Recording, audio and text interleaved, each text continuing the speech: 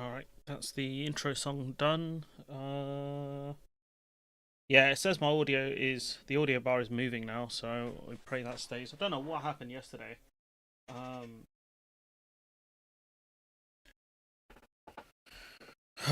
I think I just had to switch the ports around, the USB ports around. That seemed to fix it, but I genuinely don't know why it didn't work. Because I don't unplug those cables. So for whatever reason, it had power, so the microphone light was on. This stupid bug bite on my foot as well. Just getting cooked. Yeah, my mic light was on, and then it just didn't work, so I was just confused. But yeah, it's got a couple extra things to actually discuss today, to be fair, and then I have to actually record the videos for it, so that should be fun. But I saw John McDonnell was talking about the winter fuel allowance, so it's actually quite interesting what's being said, like the discussion around it, which I never thought I'd ever say. But politically, it's really bad. Always sunshine and unicorns. Don't know what you'd... My G, yeah? Exhibit A, at 5:21 p.m, you wrote Happy Sunday from foggy Scotland. Okay? So, I don't want to hear it.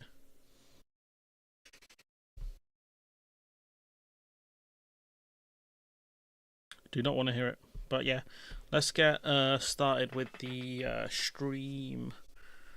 Because I've got to actually I've got to make videos out of all of these before tonight is the goal, or before I go to sleep. So there's actually a lot to do, and then I need to finish the series The Batman 2004. So it's a very busy night for me, anyways. So let's get started. If you have any comments you want, throw them in the comment section, and let's begin. So this is the case of kind of redoing council tax and house, redoing the council tax system, and also kind of maybe doing a land tax potentially for people who just hold on to land and just wait for it to appreciate and then sell it. Let's talk about the disaster that is the current taxation system for housing and what we should do to sort that out, because you could. One of the things Rachel Reeves will also be thinking about, or she will be asking her officials, is what can you do to the tax system to improve economic efficiency and growth? One answer to that is, just... So this is, for context, sorry, this is a person from the IFS. I think he might be the guy in charge of the Institute for Fiscal Studies, to be fair. PJ the Economist, director of the IFS, yeah. And so he's talking to Dan Needle, known tax expert. Start the taxation of housing all over again. But Dan, you wanted to come in on this. Let's say, as you probably do, Paul, you live in a £100 million penthouse. Oh, absolutely. In the West End. How much council tax do you pay on that? £1,946.32. Let's say that I live in a house in Blackpool that's... It's a terraced house. It's an exactly average house in Blackpool. How much council tax do I pay? £2,783. A terraced house in Blackpool pays significantly more council tax than a £100 million penthouse. Ken Clark was on. Ken Clark was on ABC or LBC praising Robot Reeves and her similarities to Thatcher. I think I saw that. Yeah. I can't cover everything, guys, but I do see stuff that sometimes I do want to cover that I just don't get a chance to, or I just forget. Probably I forget. But this situation here about the council tax situation, you got a penthouse paying less in council tax than a house in Blackpool. That's a joke. I get if you live in a penthouse, you probably got service charge and whatever, but that's not something the government should really care about that much. I'll be honest. So the fact that you pay less council tax in a property that's worth a lot more money is a joke, to be honest. He goes on. There's more to this conversation. These taxes are unfair, but worse than that, they're anti-growth. So we could sweep them all away, replace them with a tax on the undeveloped value of land. So you're incentivizing development. So this is about land. People who own land. So let's be clear. It is weird, but I think it's the thing. The thing with councils is it's like this, because remember we went over the story around the council in Woking, I think it was the one that's bankrupt, and so one of the reasons why councils try and keep council tax low is because of it is for votes. Basically, they don't want to raise council tax because of votes.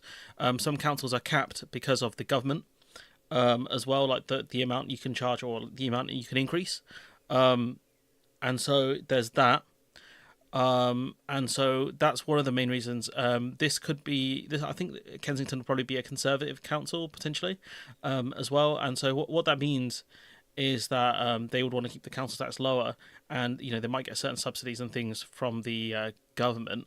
So there is that as well. So there is a lot of nuance in why certain people would pay council tax less. I'm not saying it's a good system, but I'm saying there's reasons why councils will make certain decisions. Especially with Kensington being in London as well, they might have more government support. Service charge, it's irrelevant. I'm just saying, if you want to try and argue why a penthouse might pay less, it's just, that's just that. I came to relax, and you talk about council tax. There's not much more thrilling than council tax. I'll tell you. I hate council tax, but it's, yeah. You're taxing the value of the land, not the value of the whatever you're doing with it. So you've got a good incentive to use that land very, very well, so that you don't just pay a lot of tax on a piece of land that isn't being used. Exactly. And economists love this, whether we're talking about the lefties at the Resolution Foundation, the right-wing libertarians at the Adam Smith Institute. There's pretty much an economic consensus that it's a great tax. But what? Politicians are terrified of it, because it means it would be a big tax change. Most people would win, but there would be people in large houses maybe they're retired, maybe they were lucky in the past and now. Very true. Should make landlords pay council tax or just increase the property tax. A property tax could be a good one. A landlord tax maybe. The thing is, with England, because there's not enough housing, what you need to do is basically limit the amount of properties people can own, because if landlords start selling up, they'll probably sell to not necessarily just people trying to invest in their first home, but it might go to another kind of an asset management company or a bigger company, and then all you're doing is kind of stripping away supply of housing and kind of monopolizing the companies that own housing stock. Now, there's a reason why BlackRock paid above market value for family houses not too long ago. Have a lower income, and it would be a problem for them. And they wouldn't necessarily, we should say, they wouldn't necessarily have the cash in the bank to pay the tax each year. You have a lot of people who may own a piece of land, it appreciated under their watch, but they haven't had to fork out the money. I mean, to say to them suddenly you've got to find a check of... A property tax effectively is a land tax, but what would be a vast improvement over the current system. Yeah, I agree. What the hell? £3,000 every 6 months would probably be a very difficult burden for them. Well, they would say they are asset rich and cash poor, but I'm afraid the proper term for someone who's asset rich is rich. If you're That's true. I think I'll nix this one for the actual video, because I think this video is better. About there's Grace Blakely talking to the Rest Is Money podcast, part of the Gary Lineker podcast universe. Let's just think about the astonishing intergenerational unfairness that is the UK housing market. Council tax and the way it's calculated is so outdated because it's based on valuations from back in the 1990s. I think everyone pretty much agrees it doesn't work, don't they? Like I said, one of the problems with council tax is if you're in a situation where the council can't raise the tax above a certain amount, and as politicians you always want to win the next set of elections, if you raise council tax, chances are you're going to lose, and so there's a disincentive for them to increase council tax, especially on certain types of voters, and that's one of the problems we run into. I literally do not care. All these taxes on asset owners are unpayable, but the asset owner becomes, because they have no cash, sell your asset or just work it out. Yeah, that's true. Yeah, I think you're right. I think this is one of those taxes that everyone is like, this needs reform, this needs to be changed. Now, people are pretty put off trying to change it based on the fact that the last person who tried to do a big transformation in council tax was, of course, Margaret Thatcher with the poll tax, and that basically ended her political career. But everyone agrees that it's completely broken.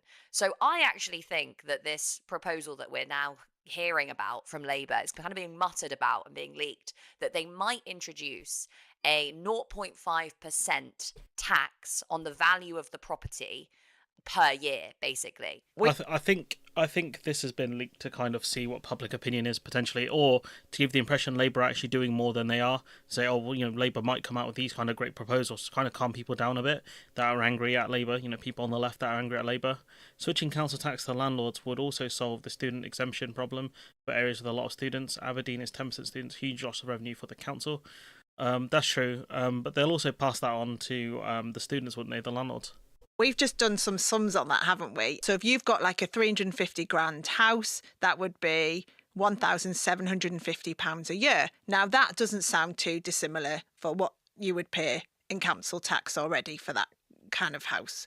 However, if your house is worth £2 million, that is 10. All policies geared towards South East and London. Property is more expensive, worth more in the South, East and London. So yeah, that's true. 10 grand a year. It just depends on where your voters are predominantly, I think. Also where your rich buddies live. Yeah. And there'll be people listening to this who are suddenly, oh my God, that could be us. There'll be other people going, this is great because that. Chances are, if you're not born into wealth or you have a very high paying job, it's not going to be you. Feels much fairer. What do you think? Yeah, I think there are a couple of really good arguments for this, and then there are some things that will need to be managed, right? So some really good arguments for it. Firstly, lots of people who are very, very wealthy have lots of very effective, often completely legal ways of avoiding tax. And it's easy to do that when you're able to shift the kind of income that you have from, different places. Say it's coming from a limited company rather than your income, whatever, put it in different trusts or, all sorts of different ways you can kind of legally avoid tax. This is much, much harder to avoid. And we know that tax avoidance is a really big problem at the upper end of the income spectrum. So it does cut into that problem of tax avoidance and evasion, particularly because there are a lot of people as well who just stick money in property. There's actually a big problem of people laundering money through London property. And we, saw this with Russian money laundering in the wake of the war in Ukraine as well. This suddenly became a political hot button when actually it's been a problem for a really long time. And that is true. And also the fact that, there has to be ownership of these properties as well. So it's harder to avoid this tax, I think, rather than when it comes to income, because there are ways to circumvent it, especially if your income comes from abroad. But if you own, a big property in London and your name's on it, or you're part of the asset management company that owns it, it's much easier to tag them because there has to be a name on things like the land registry of who owns the land or what owns the land, etc. So I think this is actually really good. Crucially, there's lots of arguments about an old person living in a very valuable house, and that would be really unfair. Let's just think about the astonishing intergenerational unfairness that is the UK housing market.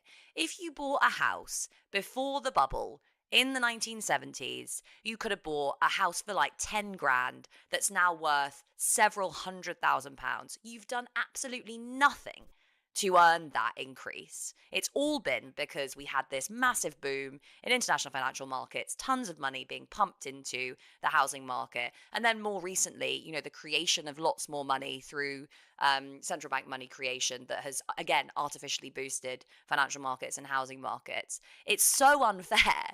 And then if you didn't manage to get on that, bandwagon at the right time, you're left with the wreckage of a housing crisis, which means that you can't afford to purchase a house because the average house is worth so much more than the average income, and it's very hard to get a mortgage and all this different sorts of stuff. So there is this fundamental intergenerational unfairness, and also a fundamental unfairness of the fact that this is wealth that has been accrued, not based on hard work and effort, but basically just based on a big international housing bubble and also the action of governments. It's luck at the end of the day.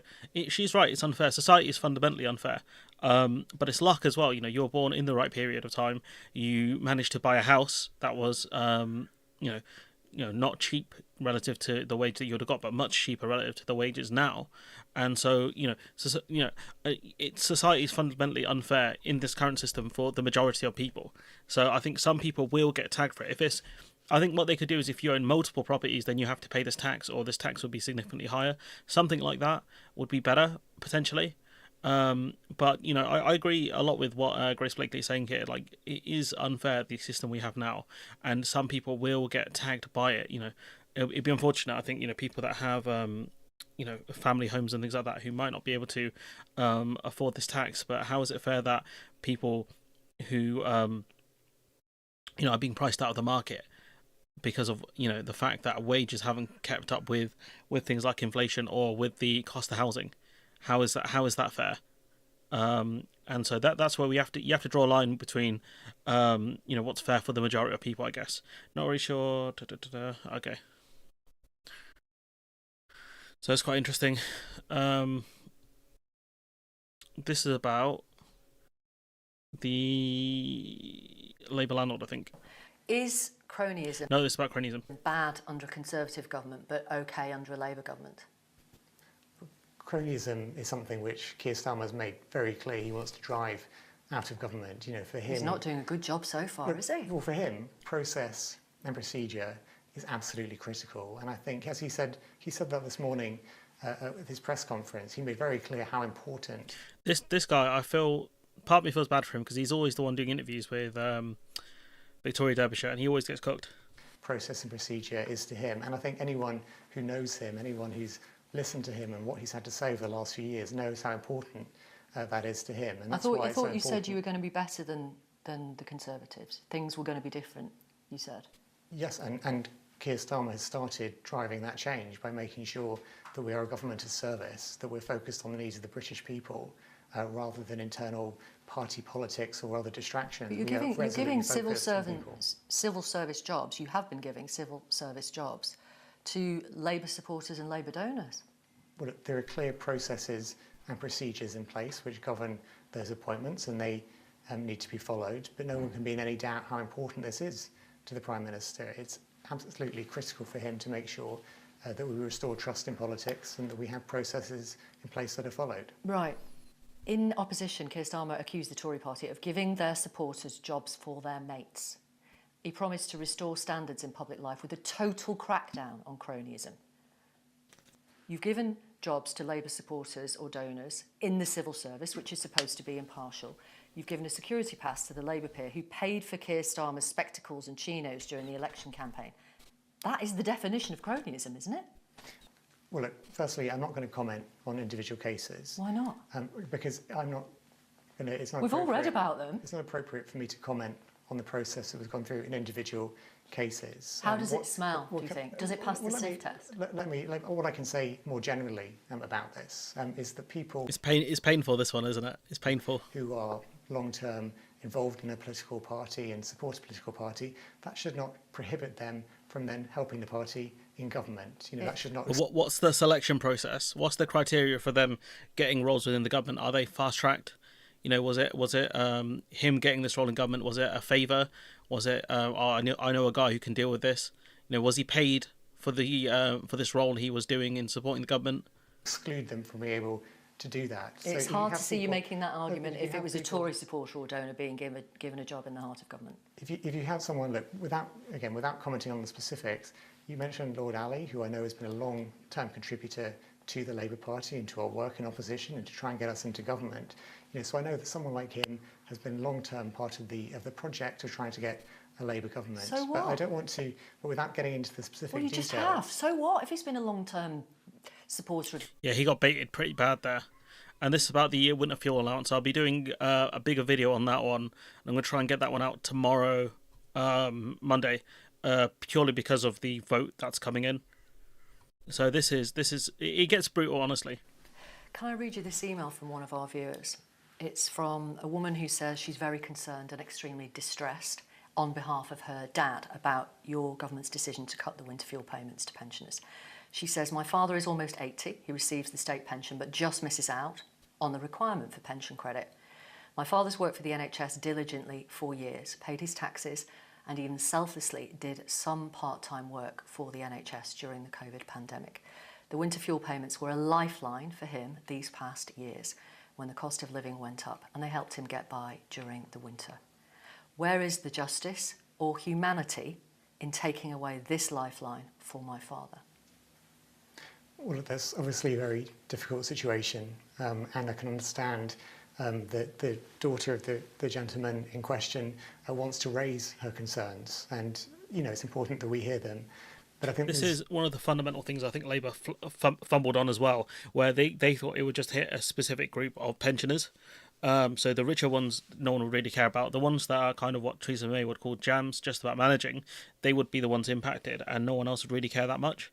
The problem is, though, people have grandparents and parents they're concerned about, especially when, like, I think, as it's where there's a bit more of a cultural divide, I guess, because, like, in kind of Bengali communities, older people would normally live with their family. They would live with one of the family members. Whereas I think more kind of in Western culture, older people, it's not abnormal. No, it's kind of normal for them to live alone or live maybe with one family member, for example. And with some of the older people, the homes that they own, they're not the best when it comes to things like having things like central heating, because some of the houses are quite old. The state pension is set to rise by 4% because of triple lock, taking even more above the threshold. That's actually that's a really good point there. That's a really good point. And the thing is, it's going up. I think because of inflation, right? Because there's three different factors they look at, and so realistically, if it keeps up with inflation, it's fine. But we know the thing is that with the inflation figure we know it's bullshit. Like we know that inflation figure is complete hokum. It's in the words of Joe Biden, it's malarkey. The figure we use for CPI inflation is complete nonsense. I don't think I even got the soundboard. Actually, wait, I do. When it comes to inflation, when it comes to them coming up with a number, my source is that I made it the fuck up. They make it up. They make it up. It's bullshit. And so, for anyone to argue, it's going up with inflation, it's fine. Our inflation figures are nonsense.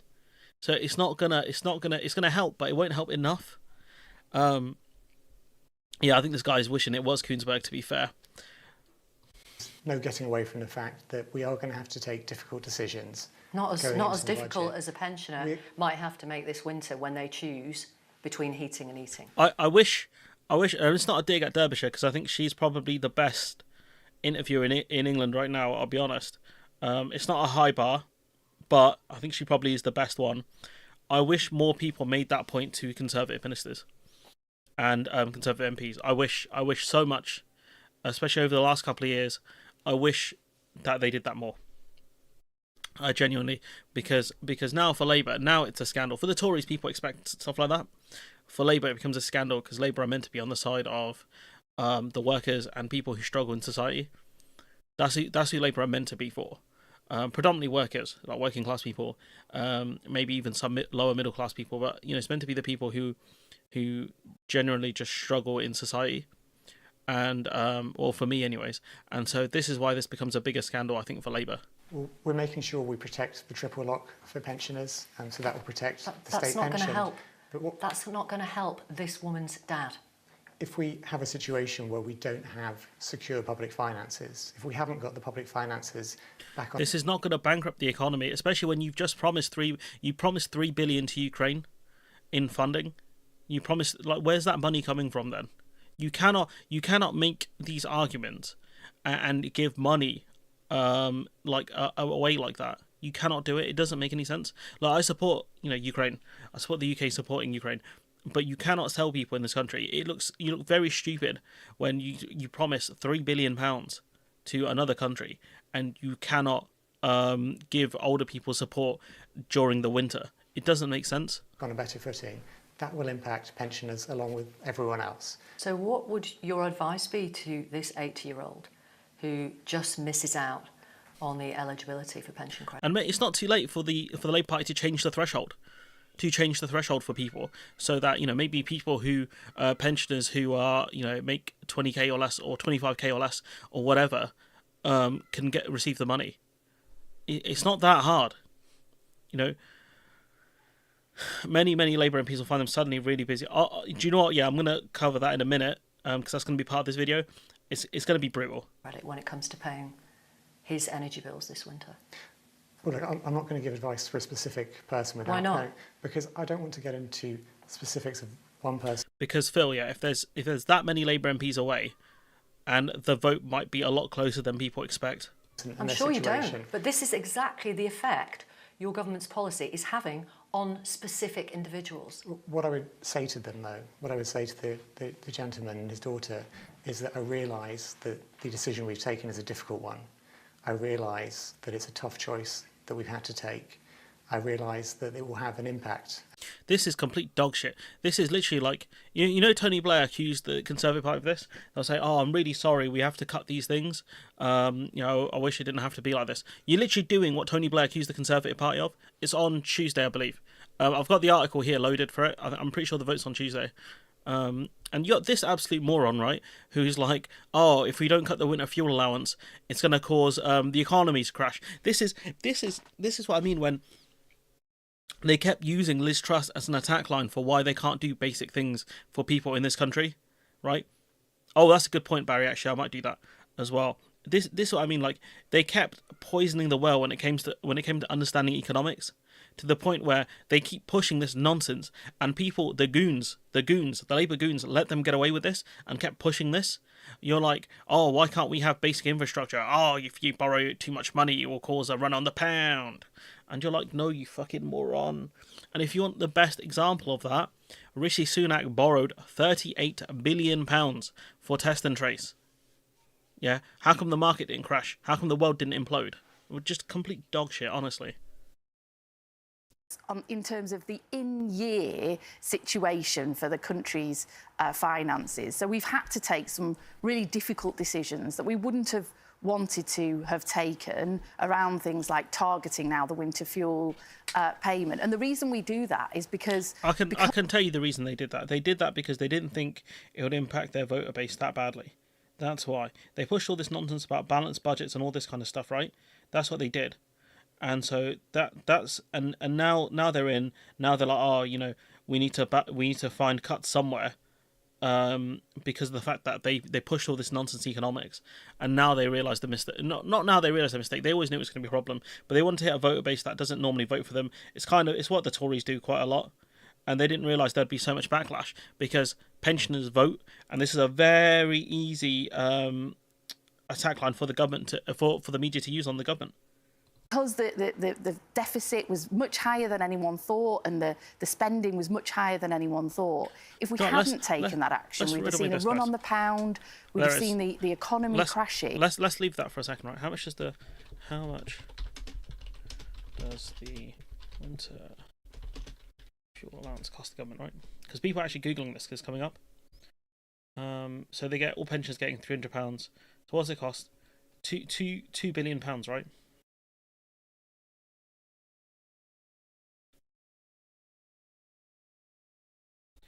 Where's the actual amount? Let's see.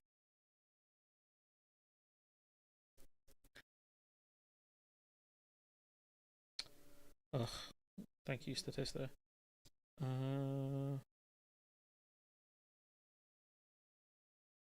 Just trying to find the amount. It says, according to Statista, we'll go with it. It's 2.5. It's about £2 billion, right? That's less than the money the UK promised to Ukraine. So again, it doesn't make sense. I know with the Ukraine stuff is a bit different in terms of how the money is actually given, but we have stocks we'll have to replenish. So that comes at a cost. The policy is to save £1 billion, total government expenditure 1.2 trillion is such a non-thing.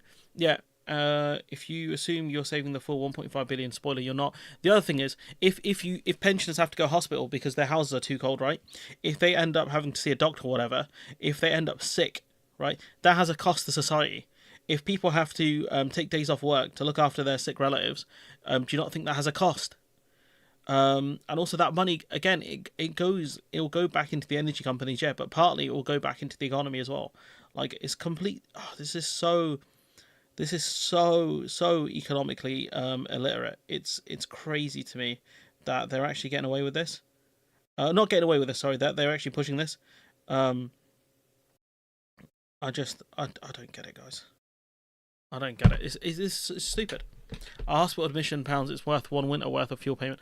It's just crazy. Let's not forget as well, the UK state pension is one of the lowest. Yes, that's true. It's one of the lowest in Europe, in a country that costs a lot to live in as well. And the people who pay the heaviest price for that are the poorest and pensioners and those on fixed income. So that's so what we're saying, guys, is we're going to hit pensioners now, so that the economy doesn't crash and it hits pensioners later on.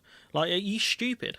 Honestly, is this like genuine question? stability is really important to the living standards of pensioners and everybody else. Those pensioners, all of a sudden, you've taken away a load of money that they get to help with their winter fuel, and that's going to make a tight situation, if they're not on pension credits, even tighter. No, it is, and it's really been a very difficult decision. It's not one that we would have wanted to take, but to try and find in-year savings, so savings this year, this financial year, is an incredibly difficult. What they could have said is, look, we didn't realise the deficit was going to be this bad, guys. We're going to have to borrow money here because we don't want to cut things like winter fuel allowance. We don't want to cut funding to the NHS. So we are going to have to borrow money temporarily in order to keep the basic government functions going, purely because of the fact the Conservatives have cooked the economy. That's the attack line you could have taken. That's the line you should have taken. You fumbled. You fumbled it so bad. This is generational levels of Labour stupidity here. Many of their policies are just word salad. Yeah, they are. Thing to do, which we had to do, and so means testing the winter fuel payment is something we've had to consider. But and again, means testing has a cost. You have to pay for administrators to deal with it. So that has a cost. So what is the cost for means testing this benefit?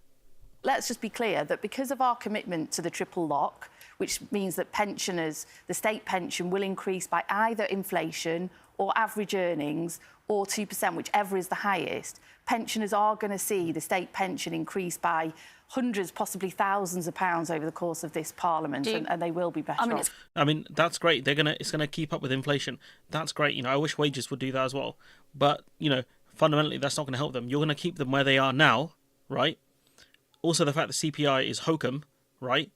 You're going to keep the level where it's at. Even if their bills can increase by, 7-8%, CPI could show that inflation's only at 2 or 3. So you're not really helping them that much because you're using a flawed metric. It's clearly been a huge issue for a lot of people. A lot of Labour MPs have been telling the BBC that their inboxes are full from constituents about the winter fuel payments. Do you think there's any measures that are going to be introduced that might lessen the impact as we head towards winter? Well, there are a few things. We want pensioners who are entitled to pensioner credit to apply for that and explore. But if you know which pensioners are eligible for pension credit, because you set the criteria, right? Let's see. Let's have a look for this as well. Who is eligible for pension credit? There's a lot of people Googling stuff. Let's see. You must be either you or your partner must have reached state pension age. One of you is getting housing benefit for people over the state pension age. Your husband or wife is also a partner if you live with them. Your income, let's see, your joint weekly income is £332.95, right? So let's see. Let's have a look at this. So go calculator. Okay. I'll just paste this number in, right? So we times that by 52. That's 17k. So if you make more than 17k, right? You're not going to be eligible. That's not a lot of money. That's not a lot. Like, I'm sorry, I'm just. It's one of them things where you just looking at it and you're thinking, what are you doing? What are you doing? This is the gif. This is the clip it makes me think of. I don't want to hear another word. You're a disgrace to the game. You're a disgrace to the game. Sorry, the soundboard's a bit iffy when I do it live, purely because I don't hear it in my headphones anymore because of some sort of OBS update. But you're a disgrace to the game, honestly. Explore that, and there'll be a big campaign to deliver that, working with charities and others as well. We've got the Warms home discount, so the 3 million poorest households in this country will get £150 towards their energy bills this winter as well. And 50 that working with charities and others as well. The charities have told you this is a bad idea. We've got the Warms home discount. Let's have a look for that. The Warm Homes discount.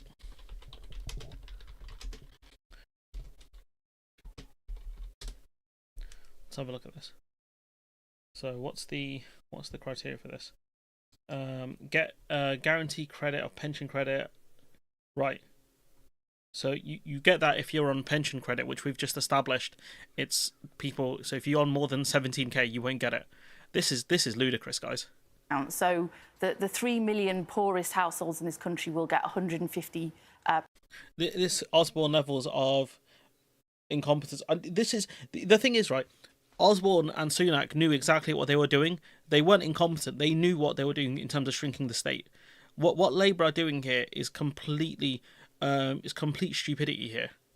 You know, it just makes me think of this one every time I think about what they're doing. Just walking straight back into hell, honestly. Pounds towards their energy bills this winter as well. And then our long-term and medium-term plans to keep energy bills and get energy bills lower through things like setting up GB Energy, which will be doing... Which we still don't know much about GB Energy, I'll be honest. Doing next week in Parliament. You know, this action and keeping this stability in the economy and the triple lock for pensioners, we think, you know, will support people over the medium. You know, again, what is the cost of pensioners again going to hospital because they're cold or they die? You know, death has a societal cost as well. This is crazy to me, guys. Honestly, it's crazy.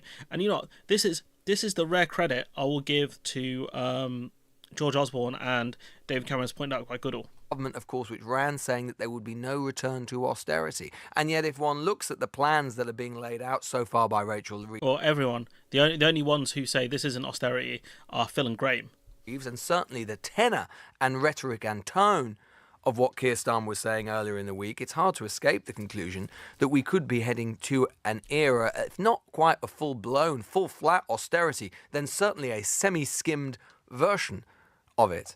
And I think that is potentially dangerous or problematic for Keir Starmer and the Labour government for a few reasons. One is that you try and do the George Osborne strategy of blaming the last lot and saying austerity is necessary without the support of the right-wing press. Difficult. That's something George Osborne and David Cameron had that Keir Starmer and Rachel Reeves certainly won't have. But more importantly, far more importantly, in fairness to Osborne, whatever you think about austerity, in fairness to him and Cameron, they ran on it in 2010. They went into the general election, they said, this is something we're going to do, not just because we believe it is necessary, and this is the second part, not just because we believe it was necessary, but because... It costs £250 to have an ambulance called out and transferred to hospital. Can't imagine. £250, right? £300 is the amount they got for the winter fuel allowance. So if one pensioner goes to hospital over those 4 months because their house is too cold, because they get sick from their house being cold, right? You've lost money. We actually believe, to some extent, that it is a good thing, that it is our theory of change. We think that if we reduce public spending, the private sector will get bigger because the public sector will get smaller, and then our economy will be fitter, leaner, better. It was their theory of change. You might disagree with it, and personally speaking, there's lots of things I disagree with it about, but it was nonetheless a theory of change. It was their vision, not only for how things were going to get worse in the short term, but actually... Do you know what? We'll keep this one for a separate video. I'll keep that one for a separate video. I'll do some video on that. And this is where it gets even more stupid, right? You think right? We've smoked the Labour pack enough, right? You think it can't get dumber than this? You're wrong. You're wrong. It gets worse. Keir Starmer urges Labour MPs to back unpopular plans. So the reason he could be doing this is because it mars the front bench, and so it makes someone kind of usurping him a lot more difficult, because he wants to be Prime Minister for 10 years, because they'll all be marred in this, and it'll be harder for them to attack him based on these crappy policies. So Starmer urged Labour MPs to support his unpopular plan to remove the winter fuel allowance, all for but the poorest pensioners, saying the government could not run away from difficult choices. Speaking in his first major interview, the Prime Minister also hinted increased support for Ukraine. So we've still got even more money for Ukraine, guys. You know, asked about Tuesday's vote on changes to winter fuel allowance, forced after the Conservatives submitted a motion to annul the government's change to regulations. Starmer refused to say if Labour MPs who rebelled would be stripped of the whip, but made it clear he expected their support. So I don't know if the Conservatives really forced this vote, if there was much the government could have done to stop this vote from happening. But he says, this is where it gets cowardly. He goes, that will be a matter for the Chief Whip. Now, the question is, guys, who does the Chief Whip get their orders from for 1, 2 and 3 line whips? It's the leader of the party. It's the leader of the party. So, you know, to say it's a matter for the Chief Whip is again, complete dog shit, right? Because that's not true. Not really, anyways. It's a matter for the leader of the party. They're the ones who decide what line whip to use. He said, I'm glad we're having a vote. If you're so glad you're having a vote, why didn't you just do a vote on it then? He goes, every Labour MP was elected on the same mandate as I was, which will deliver change that we need for this country. So, when you had Labour MPs going on Twitter saying they weren't going to cut the winter fuel allowance, I guess they were just lying then. The new government has already suspended the whip from 7 MPs who supported the amendment in July to end the 2-child cap. So this is the way he's going to start culling Labour MPs. Getting rid of the kind of disloyal ones, I think. Starmer stressed that restricting access to the payments was a vital part of reducing spending. Again, it's nothing for the economy. It's absolutely nothing. It's like me cutting £4 back from my monthly spend or yearly spend. It's nothing. It's pocket change. It's an accounting error on a $1 trillion economy. He goes, I do recognise how difficult it will be for some people. I do recognise it's really hard for some pensioners, but of course they do rely on the NHS. They do rely on public transport. So if those things aren't completely divorced, they're going to be more reliant on the NHS. They're going to be more reliant on things like warm banks because of you. You can't blame the Conservatives for this. This is your decision to do this. MPs are elected to represent their constituents. That's true, but fundamentally they'll always represent their party. Again, this one I'll save to the end actually as well. I'll tie these two together. This from It now looks like there's going to be a vote next week. But the question is whether any Labour MPs will feel bold enough to take action and vote against this, because last time Labour MPs did that over the 2-child cap, they were suspended from the party. This is a party that's been in charge for about, 8 weeks now? And barely held a vote on anything, and yet has lots of MPs suspended. I don't get it. And this is a Labour MP who's publicly saying she will not vote with the government if their plans are to remove the winter fuel payment. So, Labour are warned about this, and there's further warnings to this as well. Oops. There will be a vote on this next week. If there are no changes to the government's plan between now and then, could you vote for this? I couldn't vote for this, but I think what we are saying, this is bigger than a vote, because this is about protecting people's lives. And ultimately, that is our responsibility as MPs, to speak truth to power. And that's all we're doing, is to say, actually, there are some people in danger here that are at risk. And again, the government can change the threshold here before this vote is done. They've chosen to put the threshold at people who can get pension credit. They've chosen to do this. We need a government to step in, like Gordon Brown did when he introduced the winter fuel payment. He recognised that old people were frightened to flick the switch to keep themselves warm. He said, I'm not having that. A Labour government, our moral purpose is to protect people, and that's why we will introduce the winter fuel payment, obviously worth a greater value of the energy bill. Today, energy bills, of course, going up on the 1st of October by another 10%. If Labour were serious about helping old people deal with payments as well, they would look at reforming Ofgem. Ofgem's a complete joke. And so being able to put that protection is a Labour action, and that's why I'm saying to Rachel Reeves, please take that action to protect the poorest pensioners. Yes, greater take-up of the pension credit, but also those people who will fall into poverty because they're just above those thresholds, which is a cliff edge set by previous governments. I hear you when you say this is bigger than a vote. Yes. And that you couldn't. You couldn't sleep at night if you voted for this. That's the impression I'm getting from you. I've just put those words into your mouth, but I can feel it in the studio. And yet I'm also going to ask, because there will be a 3-line whip, as Nick's just explained. Holy shit, he's doing a 3-line whip. Oh my God. He's so dumb. He's so dumb. Wow, I'm just take my glasses off here, guys. For probably about 2 years, for 2 years, I told you guys, this guy's politically inept. Yeah, this guy, he doesn't know what he's doing. He doesn't really get politics right. For 2 years, I told you, I don't see the tactics, the genius. When everyone else was glazing the poll numbers, we kept telling you guys. Yeah, Martin, I'll catch you up quickly.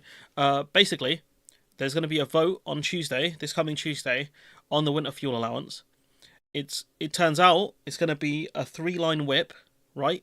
So that means if you don't vote for it, you will have the whip taken away or withdrawn from you. So you won't be officially a Labour MP until the whip is restored. So you'll end up like John McDonnell and the gang.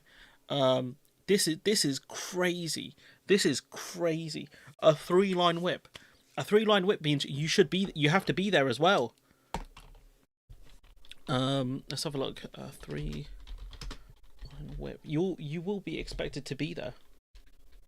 This is crazy, guys. Honestly. A 3-line whip. A 3-line whip is strict instructions to attend and vote according to the party's position, breach of which would normally have serious consequences. Permission not to attend may be given, but the whip would be a serious violation indeed. This is crazy, guys. This is actual madness. This is wild. I can't. This might be. No pairing off here. This might be the dumbest decision I have seen a government make. What top 10 worst decisions. Honestly, I cannot stress to you guys how stupid this decision is, because all of these Labour MPs now, the ones that vote for it, will be marred with the brush of you hate pensioners, and that people potentially will die because of your decisions. This is crazy. Honestly, guys, I've not seen a decision this inept. Probably in my kind of this decision here, like politically speaking, is so silly. It's just mad, absolutely mad. Again, he's using up so much political capital to take £300 of pensioners. This is so stupid regarding your stance tactically, politically, morally, economically. He's smoking the logic pack here, guys. It's just wow. I cannot believe it. I cannot believe it. Honestly, I'm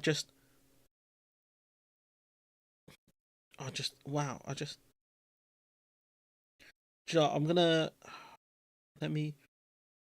I'll talk to someone else in the space about it. I'm just gonna message someone quickly who also covers politics, because your boy is connected. Just need to remember what that hat is. Holy shit, guys, I can't even. Wow.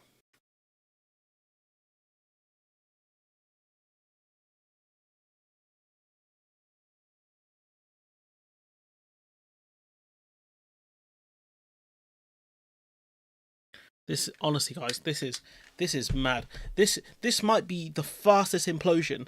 This might be the fastest implosion I've ever seen. They will survive this because they got a big majority, but all of those Labour MPs now, they're going to get the treatment. Fucking hell. Wow. I need new stuff for the soundboard to deal with this level of incompetence. Genuinely.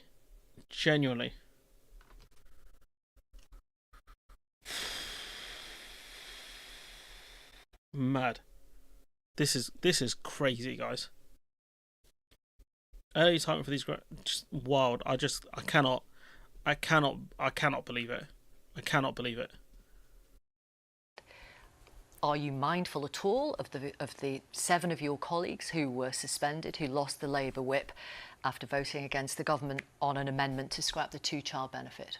This doesn't come in it for me and many of my colleagues. We're just so concerned. I will do anything to protect life. And on this occasion, what I'm saying to our government, they've got the weekend to work this through, but put in some mitigation to protect the most vulnerable, not just those on pension credit, but those people above the line, to ensure that they can be safe, warm and well this winter. It's an imperative that they do.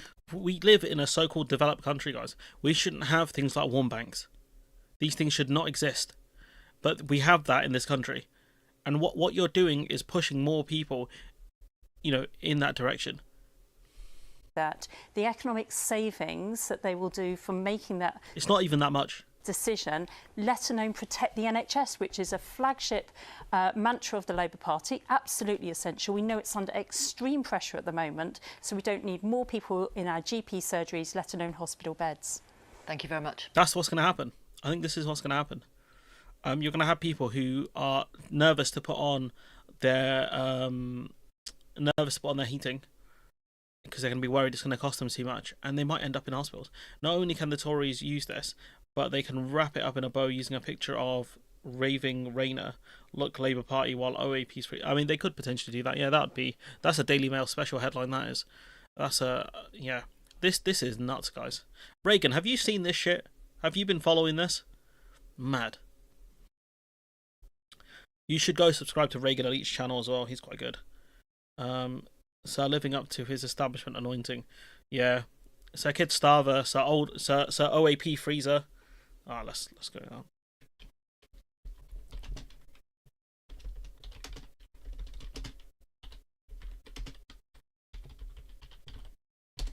Alright, I want to send that one as well. He's gone from Sir Kid Starver to Sir OAP Freezer.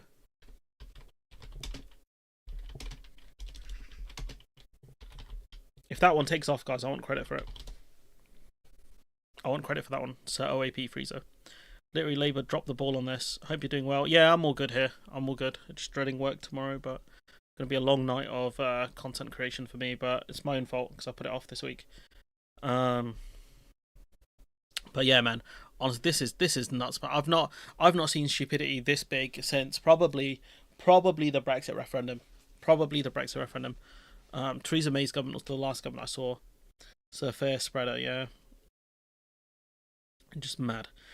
Just gonna say, guys, before we carry on the stream, super chats are available and memberships as well from £1. Sorry, e-begging is kind of the hallmark of a great YouTuber, and that is what I aim to be. But carrying on with this, probably not the most appropriate time to do e-begging, but this to me, guys, is madness. I'm gonna just get a drink quick. I've got a drink here. Some diet. Fuck my life, guys. Honestly, this is generational level of stupidity. You know, Labour ministers. So this is where it keeps going. I'm just gonna. This keeps going. Labour ministers reveal grave concerns about winter fuel payment cut. Captain unforced errors. It's got to fit in with the Starmer thing. So like Sir Kid Starver, Sir OAP Freezer, you know. Cabinet ministers have grave concerns about Rachel Reeves' plans to axe the winter fuel allowance for all but the poorest pensioners, The Guardian can reveal. Front benches. So what you have here are briefings. Stress Wheating on today confirming. Stress Wheating. Come on, man. Today confirming private companies being used to tackle backlog, companies that require profit, PFI being used for energy companies. Yeah, none of that surprised me. So Pension Slayer. Not bad. Not bad. I'll give you that. That one's good. That one's good. I'll honour you with this.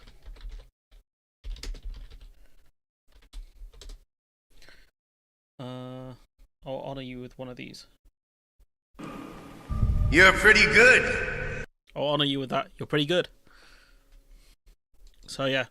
Anyways, so this is stuff we've covered already. You got, you know, charities being involved saying this is a bad idea. Several cabinet sources told The Guardian they were concerned that holding the line on the winter fuel allowance would be unsustainable. So I don't know how many. Several could be three and up. I'd say 3 and up. This is what we're seeing. It's cowardly from whoever, you know, these ministers here. But that's how big the dam breach on this story will be. Government figures are preparing to engage with concerned MPs over the weekend before a U-turn. So what we're seeing is the government basically trying to force people to vote in this direction. 3-line whip. Madness. You know, this from economist Danny Blanchflower. I was going to call him Danny Drinkwater there. But he was saying, I believe Starmer and Reeves were too smart to repeat austerity. It appears I was wrong, says Danny Blanchflower. UK heading towards austerity 2.0, obsession with defunct economic theories. So that's one I'll say for over there as well.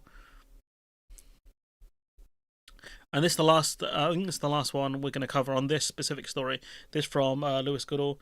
I can see why Starmer is applying a 3-line whip. He's laying down a marker for Labour MPs to behave with the massive majority they have. Half the LPL, Labour Parliamentary Party. Is that the right acronym? LPL? We'll be getting nervous in 3 years' time. Reeves, yeah, I think this is a loyalty test. I'll be honest. This is a big fat loyalty test. I think he's fumbled this one.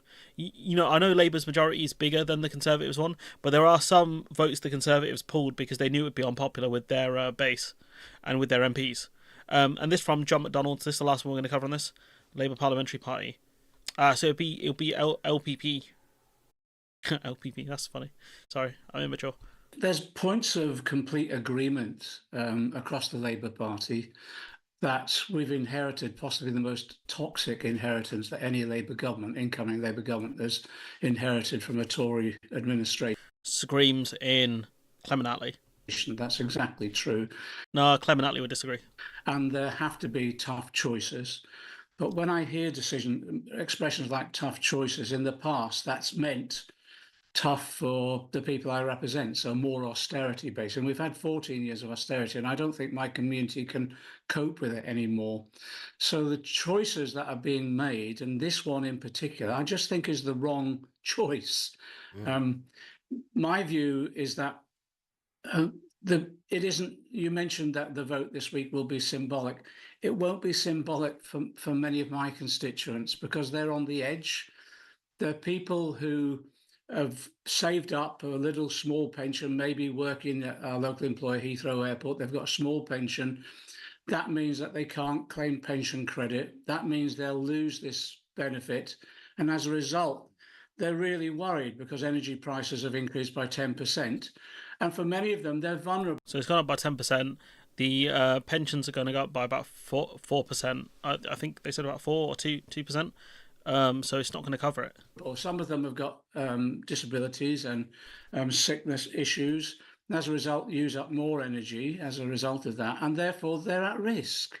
Yeah, McDonnell was suspended because he voted against keeping the 2-child cap during, I think it was the King's speech. I think that as a result of what Rachel Reeves is proposing, that some pensioners will die as a result. Yes, that's not me speaking. We had a meeting, a number of MPs, Labour MPs, had a meeting with the various agencies. Starmer won't care. Been looking at excuse to get rid of him anyway. Representing older people, Age UK, people like that. So we're talking about organisations of some standing in our society, and they're saying that this is a real risk that people will die as a result because we have these excess deaths in winter. I just think it's the wrong route to go down. And what will happen, it will disillusion people. We've only been in government 8 weeks, and already, Lewis, I've been stopped in the street. Other MPs will tell you this. Our emails are flooding in about this particular proposal. I go to work on the bus and the tube every morning. I get spoken to on the bus. I get stopped in the street.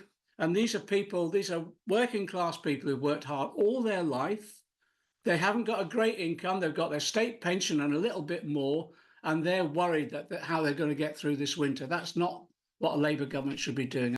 I think Duffield is voting in favour of getting rid of the winter fuel allowance. Voting against because this government has made it very clear that Labour MPs who vote against this new government will be punished and have the whip removed. But I will be showing that I don't agree with them by abstaining, and I know a few colleagues are doing. Yeah, you can't abstain. You can't abstain because there's a 3-line whip. Hold up. Sorry, guys, I've just seen that. I'm just scrolling on Twitter as well. I've just seen a 3-line whip, attend and vote according to the party's decision. So she's going to do a Theresa May. She's going to go there and she's going to abstain and think, oh, she's going to be all right. Sorry, guys.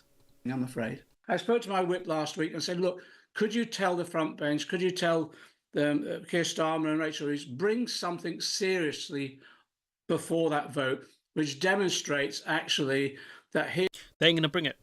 They're going to bring it. That's what's going to happen. And as Phil keeps saying, if the Daily Mail if they get, they can make a story out of this where someone someone who has died because the winter fuel allowance has been taken away from them, and they can link the two together, they'll do that, and they'll run massive headlines on this. Labour kills pensioners. That's what they'll do. I won't be voting against because this government has made it very clear that Labour MPs who vote against this new government. So let this be a lesson to anyone in her constituency who is a pensioner or is going to be a pensioner soon. She will happily put her career ahead of the needs of her constituents. Let her constituents know that. Be punished and have the whip removed, but I will be showing that I don't agree with them by abstaining, and I know a few colleagues are doing the same. Will you be supporting your government and the removal of the winter fuel payments? No, absolutely not, I'm afraid. Will you be voting against it? I won't be voting against because this government has made it very clear that Labour MPs who vote against this new government will be punished and have the whip removed. But I will be showing that I don't agree with them by abstaining. And Yeah, this is proper Theresa May vibes. I know a few colleagues are doing the same. If you feel that strongly about it, which you do, and you've expressed it very, very clearly, why not make that statement by voting against? There's lots of internal politics that I can't quite be as straightforward in my response to you as I'd like to be. She's an MP that's not very popular within the party, as in within the membership. So that's probably why she's doing this. But I think if you think about the way that all parties, particularly one as big as mine is now, are divided into sort of groups, I don't want those with my beliefs not to be represented in the Labour Party. So it's because she's a transphobe. That's why, she doesn't want her transphobic beliefs to be kicked out of the Labour Party. in order to stay in the party and make sure that people like me are represented on this occasion, I've decided Who are people like you? to abstain. So Lisa's right. There's all kind of things that go through your head. You have to weigh this up very carefully. I know not everybody understands the toings and froings of Parliament and parliamentary parties, and that's absolutely understandable. But Why don't you just explain it to us? I do know what I'm doing now after 7 years. So this I don't think you do, pal. is the right way for me to show that I don't agree with the government on this occasion. Yes. Oh my god, that is painful to listen to. Now we go on to Don Tony, who's talking about swapping kind of European migration for migration from Asia and Africa. And by the way, if you do end up trying to do this, is what we've done with Brexit, what's the result? We've now got higher levels of immigration than ever before, and we've swapped out usually single people coming from Europe, as I say, to work in things like the hospitality sector, for families from Asia and Africa. I mean, how has this helped us? I don't get what he's talking about there, really. It seems a bit racist. But this one's my favourite one. And this tweet here, he goes, "The best defence of centrist politics and argument for it I've ever heard in a long time. He's so good on this stuff." And this is the dumbest tweet this is the dumbest video I've seen, right? Because Tony Blair fundamentally doesn't understand centrist politics. Zoom out, because I've been looking at the UK, and I think it is important to look at the global picture that we see as well, because it does feel like that we're seeing an awful lot of, I guess, pensioners won't take to the streets. Would describe them as kind of like strong man, kind of macho leaders, like a kind of rise of populism. Is that something that you are worried about, relaxed about? What do you think? No, I am worried about it, but you've got to understand why it's happening, and it happens when you don't have a strong centre that's delivering. And people often think of, because I get criticised for being a centrist, which I'm perfectly happy to own up to, but it's the centre is not the mushy middle between left and right. It should be the place of solutions. Oh, I see. So I guess Joseph Stalin is a centrist then. I guess he's a centrist because he had solutions, right? Like this argument of the centre is the group that get things done or whatever is complete stupidity. That's not how you define politics at all. Like this is how they defined it way back then. Is I'm above the political fray. I'm here to get solutions. It's like, what are your solutions? Because let's be real now. The Green Party have solutions. The SNP have solutions. The Tory Party have solutions. Whether these solutions are effective or not is not the question. They all have solutions. I mean, the truth of the matter is today, and this will, as this technology revolution progresses, by the way, it's become more and more so, you're going to have politics is going to be much more fragmented. You're not going to have the same loyalty vote that you used to have. People will make up their minds, as they did in the last election. As they are now with the way you treated old people. You've got a splintering of political parties. And the other thing that's going to happen is that people are, if there are grievances, they are going to expect you to deal with them. And the centre has got to be the place that you deal with them. Why he wants the centre to deal with them is because he doesn't want kind of left-wing people dealing with it. But at the end of the day, let's look at what centrist solutions you have offered. You did PFI contracts, which has damaged schools and hospitals. You did the Iraq War, which, okay, you can try and argue if this is that centrist policy or not, but he said the centre is all about getting solutions, right? So I'm going to give him that one. Iraq War, piling on public debt to fund that war as well. Not great. So what were the solutions you actually came up with that actually worked? If you're simply sitting there trying to manage the situation or say, well, this group's extreme, that group's extreme, that's not going to work. So I've got a very, very clear sense of this. That Was Lenin a centrist when he allowed the new economic policy and he allowed some free markets within Russia? Was Lenin a centrist at that point? in the end, if you want to defeat this sort of strongman populism, you defeat it by the solutions. Yes, but that's not centrist politics. Centrist politics aren't the solution, because we've seen centrist politics. We saw centre-left politics under Tony Blair. We saw centre-right politics under David Cameron. It hasn't worked.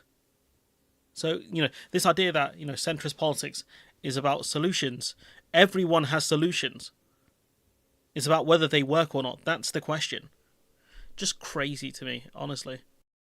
Oh, this is more stuff on the winter fuel allowance, actually. Yeah, that I should really throw in over here. Do you know what, actually? We'll put this one. We'll pair these two together. So, where's that one gone? While you deal with the public finances and the finances you've been left, as you say, by the Conservative government, how long... Maj, in Ireland... Oh, I can't, it's deleted. Centrist politics is just about triangulation between the left and the right. Yeah, that's literally, that's all it is, yeah. Yeah, 100%, that's all it is. All pensioners who are going without the winter fuel payments need to choose between heating and eating. Well, again, what we've done is protected the most vulnerable pensioners, and that's why those that are entitled to pensions credit, we've means tested it, which is a very difficult decision, and there's many that are entitled to it that are not claiming it. We've extended the household support fund, which is over £400 million that through local authorities that £400 million divided over how many local authorities and how many people? Support pensioners who need it, who may struggle this winter. Pensioners in Ireland did a few years ago, thanks to free bus and free train travel. They all headed to Dublin, took over the site of the Dial. It put the wind up the oven. Yeah, pensioners in England ain't going to do that for shit. And we've also made sure that we protected the triple lock, and pensioners will know that. I hope Raina's proud of herself. I really hope Raina is really proud in what she's achieved here. What she's done to kind of give up kind of her so-called principles to get to where she is. I don't get it. I'ma do my stuff.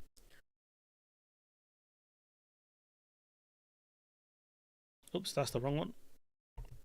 It's this one. I fail to see the logic here. Senate. The price to pay for power?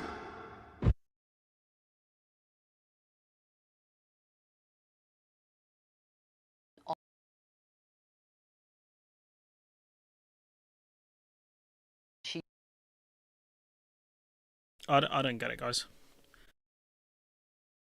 UK pensioners can't afford free travel. I mean, they get free bus, to be fair, but there was one. I want to find like a context story on this.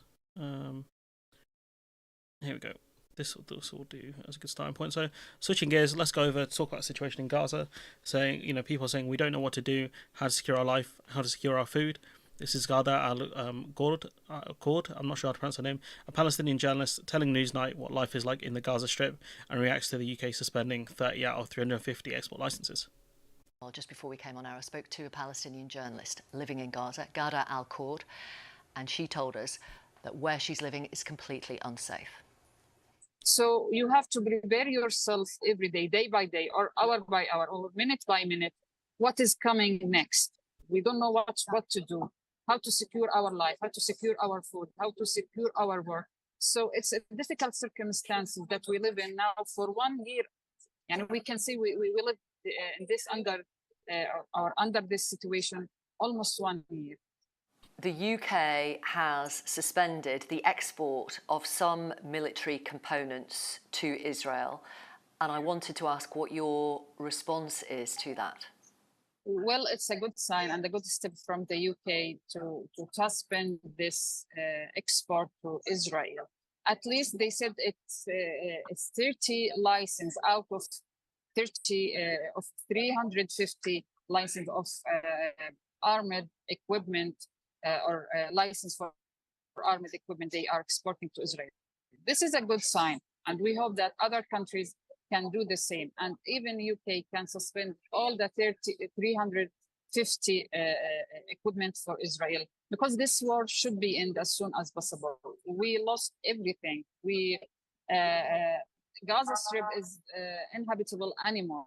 Like we are living in this in Gaza Strip, and we know that it's anymore a place for living. It's completely decimated. There's nothing there anymore. Lammy, Labour says that 90% of arms sales will continue. David Lammy announced that Labour will pause just 30 out of 350, as we mentioned. Okay, why is this here now? Okay. So, this is James O'Brien talking about it. So what the government has tried to do is draw a really difficult distinction between equipment that would be used by Israel to defend itself. We don't actually know what specific licenses have been revoked as far as I'm aware. I don't know what specific weapons or components they're not supplying. And equipment that could be used by Israel to break international law. And that will include parts for fighter jets, helicopters, drones. So 30 out of 350. It looks a little bit like nibbling at the edges. It certainly doesn't send a message to Israel that we are going to curtail your ability to kill people. It simply says some of this stuff could and possibly has been used to commit serious violations of international law. So we're going to try and specify and identify which bits of equipment fall into that category, and we're going to suspend the use of those. We don't know exactly what's been suspended. Timing is unfortunate, for want of a better word, given that 6 hostages were killed by Hamas in the last couple of days. But David Lamb... Those hostages that people blame Israel for, because, again, they could have negotiated the release of those hostages. And it's clear the Israeli people are blaming Netanyahu for this as well.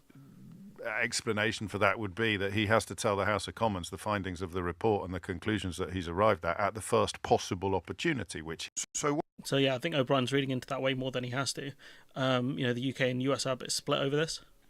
Hello, welcome back. Now, the government's decision to suspend some arms sales to Israel has provoked a fierce backlash since its announcement on Monday. We're going to be hearing in a moment from one of Benjamin Netanyahu's key aides who described it as shameful. But before... Yeah, that's ironic coming from a Netanyahu goon. Before that, I just want to remind you of what exactly the UK announced. So the Foreign Secretary, that's David Lammy, confirmed that 30 of the 350 export licences to Israel will be suspended. David Lammy said that the assessment that I've received leaves me unable to conclude anything other than that for certain UK arms exports to Israel, there does exist a clear risk that they might be used to commit or facilitate a serious violation of international humanitarian law. Now, overall, it should be emphasised that British exports actually amount to less than 1% of the total arms that Israel receives. Keir Starmer was pressed on the decision in the Commons earlier during Prime Minister's questions by Rishi Sunak. It's symbolic. It won't change a ton, it's symbolic, but some of those components are the ones that I think Israel needs. It's not just a question of how much you're supplying, it's what are you supplying? If you're supplying things that are very UK specific, that only the UK really provides, then it can halt these total operations in certain regards, or basic maintenance of planes or whatever, which the UK does make parts for the F-35s, which I think Israel does use. So it's symbolic, but it also puts our marker out to other countries, saying that we're not comfortable selling weapons to Israel. Why are you comfortable still doing this? The government has suspended 30 of the UK's 350 arms export licences. This is weird. The fact they flipped Israel. It's a decision that the chief rabbi says beggars belief and will encourage our shared enemies. Can the Prime Minister therefore explain how his decision will help to secure the release of the 101 hostages still being held by Hamas? If Israel wanted the release of those hostages, they would have gone through negotiations. Prime Minister. Well, Mr. Speaker, can I start by saying I think the whole House will be shocked by the horrific killing of 6 hostages in the last few days, and I know I speak for the whole House when I say that. The remaining hostages must be released, And we need a ceasefire to ensure that that can happen, that aid desperately needed can get into the region, and we can begin the path to a two-state solution. Now, he asks how we arrived at this decision. He knows very well, because the legal framework is clear. The latest guidance was issued in 2021 under his government. And that means that licences have to be kept under review, as they were by his government. And I think he probably knows the advice that was given to his government. He understands the framework. He had a perfect opportunity to call David Cameron out there. Carried out the review in the same way and come to a clear legal conclusion. And shared that conclusion, the assessment, with Parliament. We will, of course, continue to stand by Israel's right to self-defence. But it is important that we are a country committed to the international rule of law. No, this is true. But again, all arms sales should be submitted. So this is Victoria. No, this is Anne-Marie Trevelyan talking about this. On these export licences. What do you think's changed in terms of the legal advice from when Lord Cameron, as Foreign Secretary, asked for it in March earlier this year and now? So, in fact, it's a rolling process. Obviously, because of the war going on in Gaza and Israel, Lord Cameron was very focused on this, a really important issue, as we always are. But the process, we have one of the most robust export licence systems in the world. No, we don't. In the UK. It's a triumvirate. Both the Ministry of Defence, the Foreign Office and the Trade Department, who actually holds the pen on saying yes or no, have to... Given that we had a resignation from this department fairly recently as well of a senior diplomat, that should be a big red flag for this department. Opine on every single licence, unless it's a sort of a broad licence, which is, you make helmets, you can just sell helmets to these countries and then they can sort of get on. But otherwise, quite often, businesses have to come back regularly and those are constantly checked, rechecked. So not only for the technical issue from the Ministry of Defence perspective, is this a British product that we are okay selling to the country? The Foreign Office will say, are we okay selling it to every country? Tell you what, not Russia, not China, whatever it might be, putting limitations on it, and then that's signed off or not. So these are incredibly well managed and overseen. Now, the question obviously and we sell a very, very small amount of export licence covered items to Israel, as it happens in terms of the overall export licences that the UK has. But, of course, monitoring that has been really important. And that has continued all the way through because we want to be absolutely certain that we're not allowing this sort of happen. I think what worries... Yeah, we shouldn't be selling them anything. ...me about David Lammy's statement yesterday is it feels like, and I completely understand, this was a really important issue for the Labour Party, felt by many through the course of the election, to demonstrate a less sort of solid Israel focus. But if the legal advice had said there's a breach of international law, he should have shut down all the licences. Actually based. She's right. I think she's right anyways. Hasn't done that. How well has this managed? Yeah, that's a great question, to be fair. So that says to me... Because it's future-looking. And it's future-looking. The challenge on international law is very broad, and we had never... OK, let's say what people say. Go. I mean, I do want to ask you, Boris Johnson asked today, do Starmer and Lammy want Hamas to win? How do you respond? Well, I think it is an absolute outrage to suggest that what has happened has got anything to do with our attitude to Hamas. We all know that Hamas is a terrorist, extreme, anti-Semitic organisation, and there's no way that anybody's supporting that. But can I come back on you, because this isn't. Anne-Marie, I agreed with most of what you said, and then you said that thing at the end, and I thought, oh God, I wish you hadn't said that, because this is a legal issue. This is not a political issue.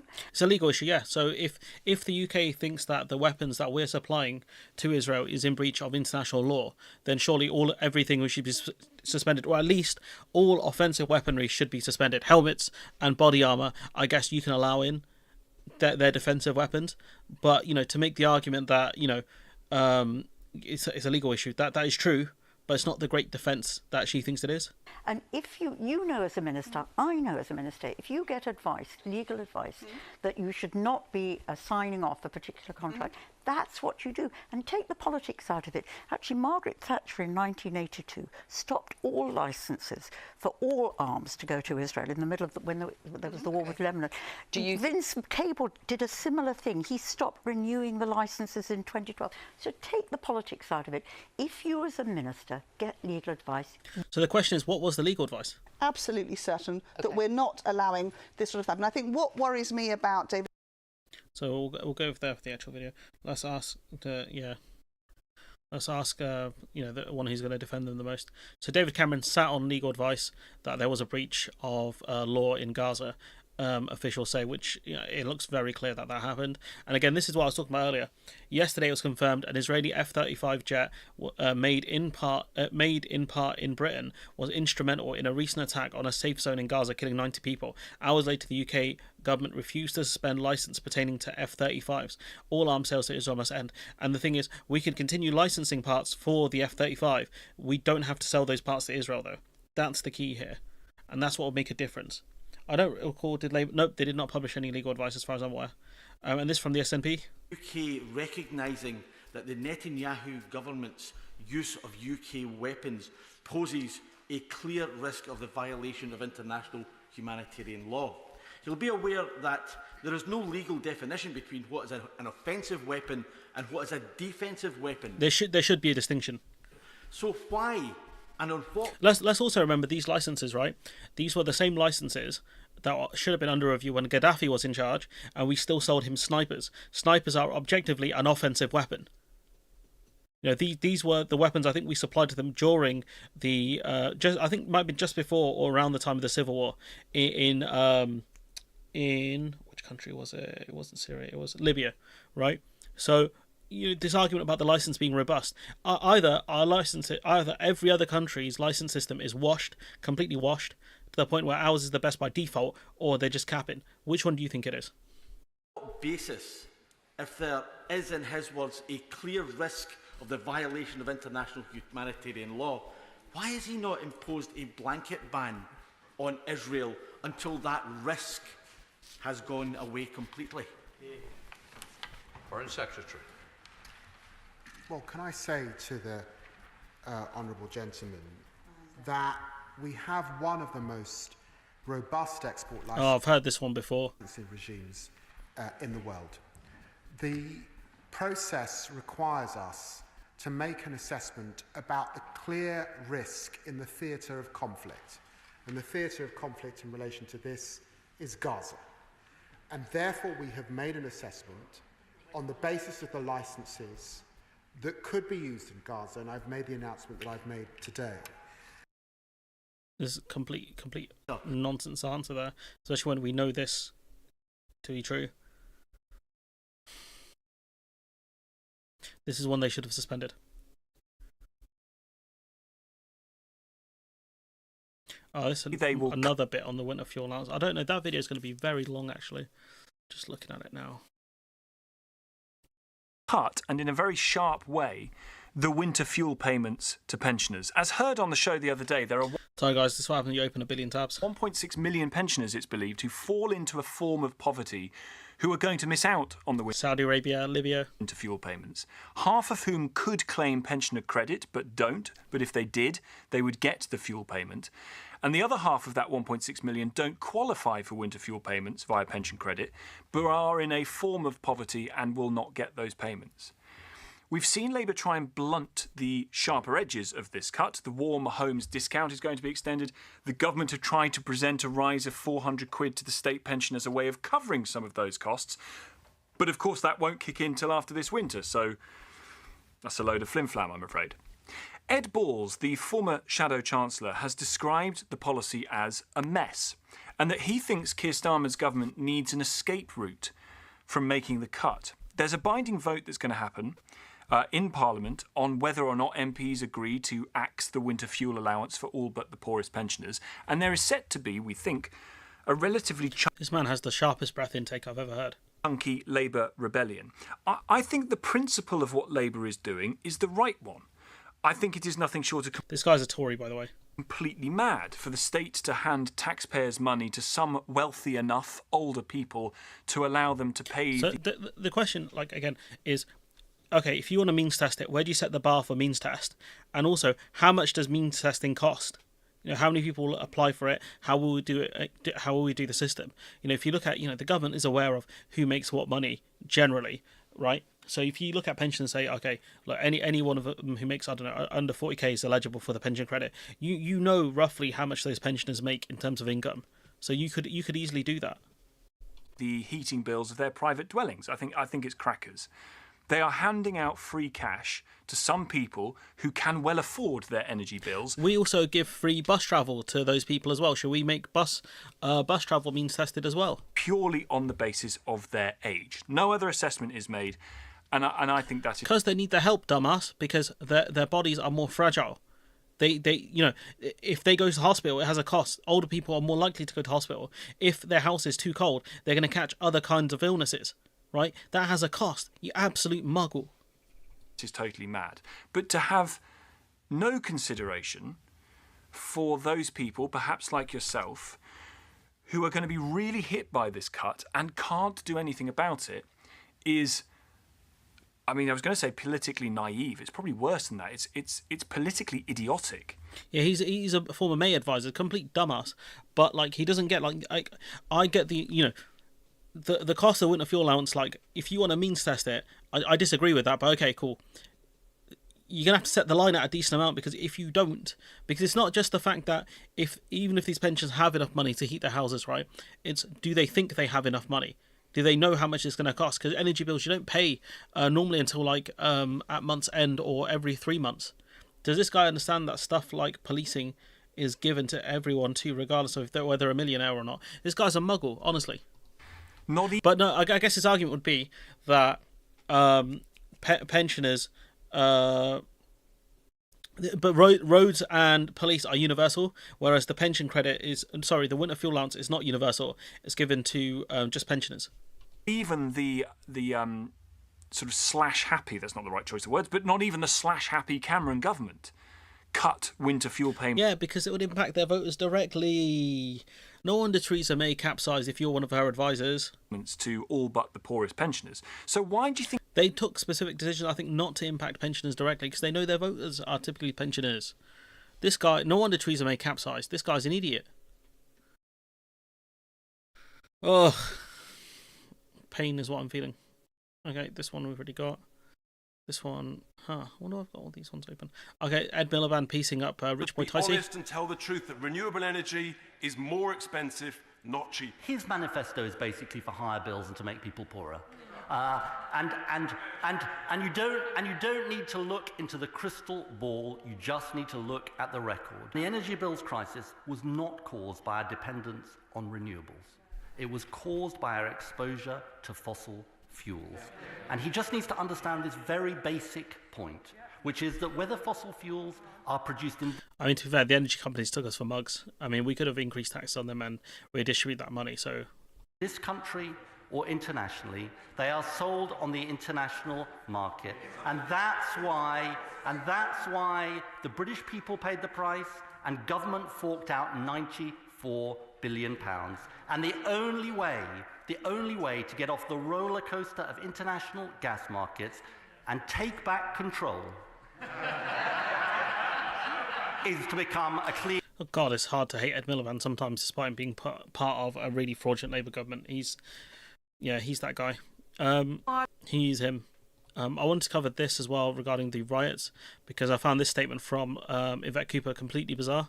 So let us be very clear, those violent and criminal attacks were not protests, they were not about grievance, they were thuggery, racism and crime. Okay, I agree with that. Plenty of people across the country have strong views about crime, about policing, about immigration. What does she mean by plenty of people have strong views? What does that mean about crime, about immigration, about asylum, about the NHS? Asylum, the NHS and more, but they don't pick up bricks and throw them at the police. So is she saying, people are okay to have these views as long as they don't, pick up bricks and throw them at police? No, is it okay for people to hate asylum seekers as long as they don't act on their hatred and commit crimes? What? Is that what she's saying here? Is this what it sounds like? They don't loot shops or attack places of worship, And they don't set buildings Yeah, there's a foghorn, to be fair. alight knowing that other human beings are inside. There's lots to debate on all kinds of policy issues, but no one should make excuses for violence or thuggery that risks public safety. No, I can excuse having strong views about asylum seekers and and things like that, but I draw the line. I draw the line at picking up bricks and throwing it at police. You can be racist, just don't act on it. Is that what I'm hearing, guys? This was brazen criminality perpetrated in many cases by those with existing criminal convictions. Yeah, I agree with that bit. And when you look at one of them here, The 27-year-old Thomas Burley sentenced. these racists who don't act violently, they're the good racists. That's what it seems like.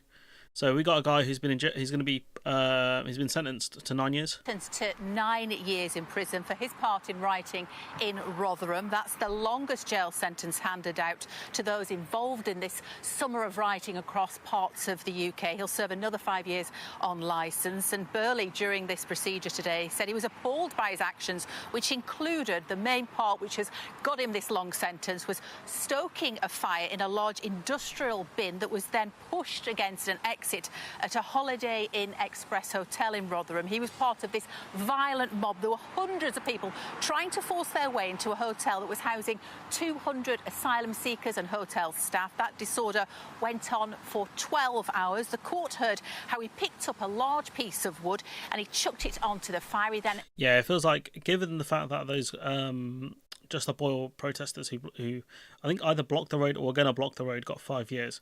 I mean, this doesn't feel long enough. Put another bin on top and just added fuel to the fire. As you can imagine, the people inside the hotel were absolutely terrified. They were trapped. They were watching on this violent disorder, feeling helpless, feeling like they could lose their lives. And Burley had pleaded guilty to 3 charges. There was the arson with... And that's one of the keys here. What Donut here doesn't get. These people were pushed through court quicker, and he pleaded guilty. That's why he's been sentenced already. Intent to endanger life. There was violent disorder as well, and possession of an offensive weapon. The court was actually shown this morning 5 minutes of footage. It was quite disturbing. It was quite sickening and shocking, actually. And you could see how this absolute chaos and this mob had caused so much damage, throwing missiles, smashing windows. 64 police officers were hurt in that chaos. Damn. Well, the judge, Jeremy Richardson Casey, he told the court he had considered a life sentence as this case Wow.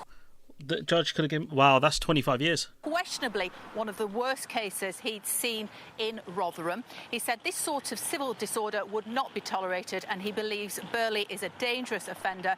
He said the riot was racist and frightening, and he said that Burley's conduct had cast a dark and ugly stain over Rotherham. So there we have it. You can see why he pled guilty to it, because he was looking at potentially a life sentence there in prison. So there's the Cooper statement. Just cover this one quickly. A Tory talking about ethics. The leader, Madam Deputy Speaker, I call on the leader to arrange a debate on ethics and integrity in government. The independent civil service commissioner, a former Labour MP, has had to initiate an inquiry Jailed for rioting, setting fire to bins, stuff like that. into improper appointments by this government. A government of service. It turns out they mean service to their cronies and their donors. It can't be you, my guy. It can't be you. Yeah, setting fire to hotel housing asylum seekers. The Tories can't be the party to talk about cronyism. I'm sorry. It is just wrong to stuff party donors and cronies into what are supposed to be impartial civil service positions. Can you imagine the howls of protest if the previous government had done that? Let's have a look. Tories hire donors to civil service.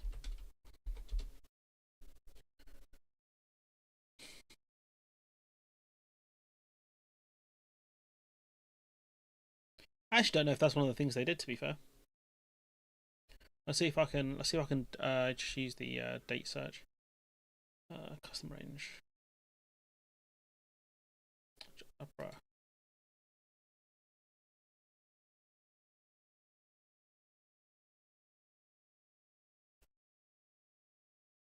Maybe that's not one of the things they did.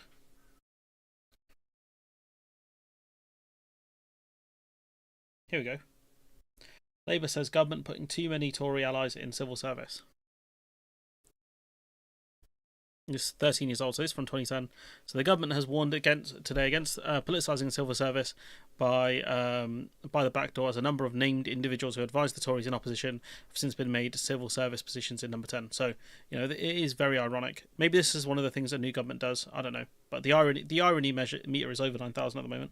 The Times writ to the civil service. No. So yeah, it's ironic. Maybe this is something a new government does in order to get loyalists in there. I don't know. We're almost done. I think with the stream, there's not much left to cover. We've done that one.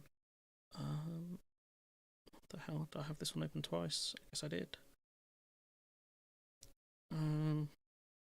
Yeah, we covered this one already. Covered that one. I think that's the last one we're going to cover. This is Ollie Dugmore talking about Labour and austerity. I think it was underwhelming, unimpressive, dishonest. Get off the fence, Ollie, why don't you? I think if you're going to stand on a platform of change, it's basically the only word you heard from his lips over the course of the general election campaign, and as Nick said, then stand on essentially a George Osborne speech. It's not change, it's 14 years. It's extraordinary, the economic consensus established under the coalition government and then David Cameron's Tory party, the way that it's continued through. I don't necessarily think I would have expected a Labour government to adhere to the same economic thinking that they've apparently spent the last 14 years bemoaning. If Keir Starmer was sitting here right now, he might say, but look at the public sector pay rises we have just given above inflation in order to make sure we retain those staff and end the strikes. Yeah, it's really peculiar. That is a change. Yeah, no, absolutely is. And the gap between the rhetoric and the actual action of the Labour government I find quite interesting. So when those pay rises came into force, it was the same day that Reeves gave that speech in the Commons before the recess. And 29th of July. And what was the language she was employing, right? It's tough decisions, household budget. She barely mentioned the public sector pay rises. And I find it quite peculiar that I feel like she couldn't have done the two. I think matching the public sector pay increases with massive budget cuts, I think that would be a difficult one, I think, to navigate. Because people put two together and said, like, how are you giving massive pay rises, but also making cuts to budgets and winter fuel allowance? On the one hand, what they're doing, it's actually a relatively progressive thing. And by the way, I reject the politics that says you have to choose between the pensioners and the workers and the public sector. That's what Rachel Reeves has done, to be fair. Pay rises. I don't believe in playing voters or parts of the electorate off each other in that way. But it's really interesting, the sort of their action and the difference between what they're saying when they're speaking publicly. And I don't know where that comes from, whether it's media management, whether it's just a rhetorical game. It's quite. Yeah, I don't know, Ollie, mate. It's not the best analysis from him, I'll be honest. Towards the end there, they're not going to mention the public sector pay increases, because when you measure that, when you put that together with austerity, people are going to say, oh, the government's gone broke because you gave in to the unions, literally the Tory attack line, which in the context of this would actually make some slight sense, apart from the fact that not all unions are affiliated with Labour, but mostly because not all of the union workers who got pay increases are directly employed by the government or indirectly employed by the government. The opposition going to moan regardless, do the pay rises and don't freeze pensioners and starve children. No, you have the moaning and the cold elderly and the hungry children, which is true. This is honestly, guys, I've kind of my brain is kind of bricked here, because I couldn't, for the life of me, I couldn't believe they would do the 3-line whip. I don't like. I've been doing this. I haven't been doing this that long. Not as long as anyone on screen here, right? I think I've been doing this for about 4 years. I cannot believe the stupidity in making the winter fuel allowance a 3-line whip. I cannot for the life of me imagine why you'd do anything this stupid. No one, even the goons, yeah, even the goons don't get it. I'm baffled. I'm baffled, guys. I'm just, wow. I don't get it. You know, when I said to you that they're inept, I didn't realise they were this inept. I didn't realise they were this stupid. You know, and I could take a victory lap here. I could take a victory lap here and say, oh man, do I not have? I could take it, but you know, choose not to. These are all political choices. There are economic levers they're not pulling in fear of offending voters who let them the vote. There's also, you know, they don't want to piss off party donors, like some of the rich people and the businesses who donated money to them. They also don't want to do that because they know that money will probably go to the Conservative Party. That's one of the reasons why I think they're so scared. But this is stupidity. This is how you end up a two-term government. This right here, making decisions like this, they will end up probably a two-term government. They're going to get battered, I think, in the next election, if the Tories can figure themselves out. But I guess the big calculation is the Tories will be in the wilderness for a while. But, you know, time does move on quite fast. You know, New Labour are in charge for about 13 years off the back of John Major. Obviously, you had the Great Recession as well, but Labour support was petering out. How long do these guys think they'll be in charge for? You know, Stam wants to be a two-term Prime Minister.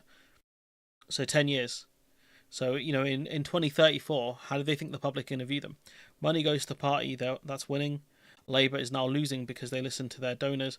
Politically, they're going to be very unpopular. The question really for them is, do they think the Tories will be their main opposition for the longest time? I really hope the Green Party start really just stop being NIMBYs for a start. Stop being NIMBYs and actually start really hammering Labour on the economics. That's what they need to do. And if they can do that, they'll be all right. But anyways, I'm going to leave it there. Let me know what you think in the comments below. Like, comment, share, subscribe. Thank you everyone for joining. We've had about, I think, 20 to... How many viewers have we had here? We've had like quite a lot actually for one of my streams. About consistently over 20, which is great. Between 20 and 30, which is honestly really good. So yeah, I really appreciate it. Have a good rest of your Sunday, guys. I've got a lot of work to do, so I've got like all these videos I've got to create, so that's going to be a lot of fun. But I'm determined to get these finished by today, but also get the one on the winter fuel allowance done for today as well, purely because it does need to go out tomorrow, prior to the vote. But I've never seen a fumble this bad, guys. I've never seen a team have the football on the line and boot it out clearance. Actually, I have seen that. Actually, what's his name did that? Choupo-Moting, I think it was, who did that. Choupo-Moting is the name in my head. Please stream more. It's very enjoyable to listen to your cuts. Guys, I would want to stream more. I work a full-time job. Like, it's one of the things you got to be a bit understanding of.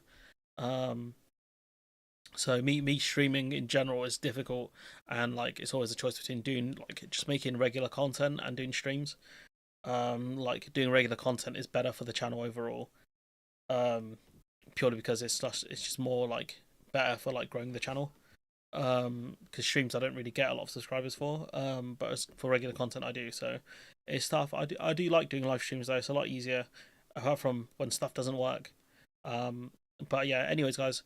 Have a good rest of the evening, guys, and I will catch you hopefully I want to move the stream back to Saturday, so I'm going to try and go back to Saturday, and yeah, we'll see how that goes. Anyways, I'll catch you guys next week. Bye bye. See you, chump.